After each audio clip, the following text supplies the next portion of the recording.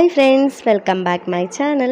അപ്പോൾ പ്രസീദ കിച്ചണിൽ ഇന്നൊരു അടിപൊളി റെസിപ്പിയാണ് കേട്ടോ. നമുക്ക് ബ്രേക്ക്ഫാസ്റ്റ് ആയിട്ട് അതായത് റേഷനറി വെച്ചിട്ടാണ് ഞാൻ ഇന്നൊരു അടിപൊളി പുട്ടുണ്ടാക്കുന്നത്. സാധാരണ പുട്ടിനേക്കാളും വളരെ സോഫ്റ്റാണ്. നമ്മൾ ഒരു പ്രാവശ്യമെങ്കിലും ട്രൈ ചെയ്താലേ അറിയാവുള്ളൂ.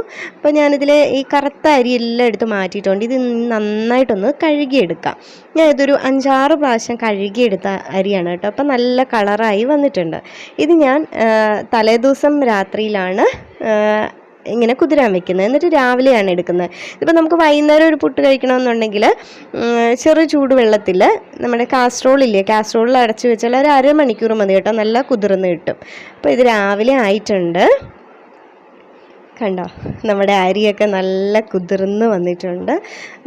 ഞാൻ പറഞ്ഞല്ലോ, ആദ്യമേ പെട്ടെന്ന് ഉണ്ടാക്കാനാണെങ്കിൽ ചെറു ചൂടുവെള്ളം ഒഴിച്ചിട്ട് കാസറോളിൽ വെച്ചാൽ മതി. ഇപ്പോൾ പെട്ടെന്ന് അരമണിക്കൂർ കൊണ്ട് കുതിർന്ന് കിട്ടും. ഇപ്പം ഞാനിത് ഒരു ഡ്രെയിനറിലോട്ട് ഒഴിച്ചു കൊടുത്തിട്ടൊന്ന് ഒത്തിരി ഒന്നും വെള്ളം വറ്റിച്ചെടുക്കുകയൊന്നും വേണ്ട, എന്നാലും കുറച്ച് വെള്ളമയം ഉണ്ടാവണം. നമ്മളിതൊന്ന് പൊടിച്ചെടുക്കണം മിക്സിയുടെ ജാറിലിട്ടിട്ട്.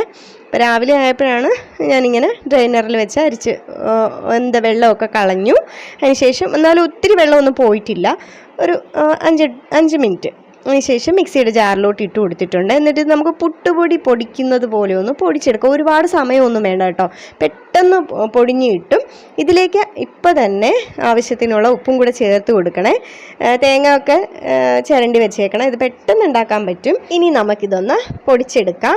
ഒത്തിരി പുട്ടിൻ്റെ പൊടിയാണെങ്കിൽ ഒത്തിരി ഒന്നും പൊടിഞ്ഞൊന്നും പോകത്തില്ലല്ലോ, അതുപോലെ നമ്മൾ ചെറുതായിട്ടൊന്ന് പൊടിച്ചെടുക്കുകയാണ്. അപ്പോൾ കണ്ടോ, ഇതിൽ എക്സ്ട്രാ വെള്ളം ഒന്നും നമ്മൾ ആഡ് ചെയ്തിട്ടില്ല. ഇപ്പം നമ്മൾ സാധാരണ പുട്ട് നനയ്ക്കാനൊക്കെ ഭയങ്കര പാടല്ലേ, ഇതിപ്പോൾ കറക്റ്റ് കണ്ടോ. ഇനി വെള്ളം ഒന്നും ആഡ് ചെയ്യാൻ വേണ്ട, ഇനി നേരിട്ട് ചുട്ടെടുത്താൽ മതി. കണ്ടോ, ഇങ്ങനെ ഒന്ന് ഉരുട്ടി നോക്കുമ്പോൾ ഇങ്ങനെ ഉരുണ്ടും വരണം. തൊട്ട ഉടൻ തന്നെ അത് പൊട്ടിപ്പോവുകയും വേണം. ഇതാണ് കറക്റ്റ്.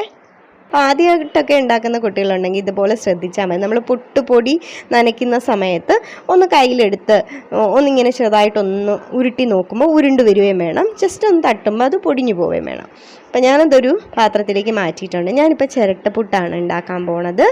ആദ്യമേ കുറച്ച് തേങ്ങ ഇട്ട് കൊടുത്തു. എന്നിട്ട് ഇതുപോലെ നമ്മുടെ കുത്തരിച്ചോറിൻ്റെ റേഷൻ കടയിൽ നിന്ന് കിട്ടുന്ന കുത്തരിയാണ് കേട്ടോ. നല്ല ടേസ്റ്റാണ്. രാവിലെ മുതൽ വൈകുന്നേരം വരെ ഇരിക്കും. ഞാൻ ഈ വെള്ള അരി ഉണ്ടായിരുന്നല്ലോ റേഷൻ കടയിൽ നിന്ന് കിട്ടുക, അത് വെച്ചിട്ടാണ് ട്രൈ ചെയ്തിട്ടുള്ളത്. അത് ഞാനിങ്ങനെ പൊടിച്ച് വെക്കുമായിരുന്നു കേട്ടോ ഒരുപാടൊക്കെ. പക്ഷെ അതിലും ഏറ്റവും നന്നായിട്ട് തോന്നിയിട്ടുള്ള ഈ ഒരു പുട്ടാണ്. ഞാനിപ്പം പുട്ട് ഞാൻ വേവിക്കാൻ വെച്ചു, വെന്ത് വന്നിട്ടുണ്ട്. അപ്പോൾ ഇനി നമുക്കിതൊന്ന് ഒരു പാത്രത്തിലേക്ക് മാറ്റാം.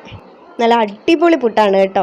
ഇതെല്ലാവരും ഒരു പ്രാവശ്യമെങ്കിലും ഒന്ന് ട്രൈ ചെയ്തിട്ട് നിങ്ങളുടെ ഫീഡ്ബാക്കും കൂടെ അറിയിക്കുക. അപ്പോൾ കിടിലൻ പുട്ടാണ്. രാവിലെ ഉണ്ടാക്കിയ പുട്ട് വൈകുന്നേരം എടുത്ത് വെച്ചാൽ നല്ല സോഫ്റ്റാണ്. ഇതിന് ഞാൻ 100% ഗ്യാരണ്ടി പറയുന്നു.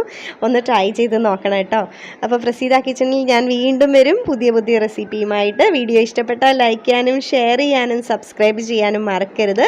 ഈ ഒരു റെസിപ്പി നിങ്ങൾക്ക് ഇഷ്ടപ്പെട്ടെങ്കിൽ ലൈക്ക് ചെയ്യുക. അപ്പോൾ ഇത് തീർച്ചയായിട്ടും നിങ്ങൾ ട്രൈ ചെയ്യണം. പ്രസീദ കിച്ചണിൽ ഞാൻ വീണ്ടും വരും പുതിയ റെസിപ്പിയുമായി. അതുവരേക്കും എല്ലാവർക്കും ടാറ്റാ. വീട്ടിൽ സേഫ് ആയിട്ടിരിക്കുക, സന്തോഷമായിട്ടിരിക്കുക.